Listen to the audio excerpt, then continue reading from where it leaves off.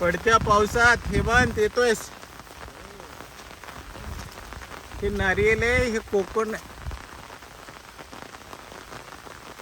हे पेरूचे झाड आहेत. हे आमचे देशी आंबे आहेत.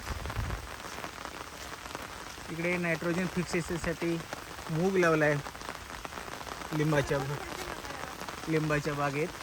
बघा हे मुंबईचे गेस्ट आहेत. एक नंबर. हेमंत काय खातोय? मूग. याला मूग शेंगा म्हणतात, मुगाच्या शेंगा. मॅडम दाखवा तुम्ही मुगाच्या शेंगा खाताय. आपण लवकरच इथे अथांग हायटेकला होमस्टे सुरू करतोय आपल्या मुंबईच्या पुण्याच्या मित्रांकरता. ॲग्रिकल्चरमध्ये राहून ॲग्रिकल्चर शिकण्याकरता.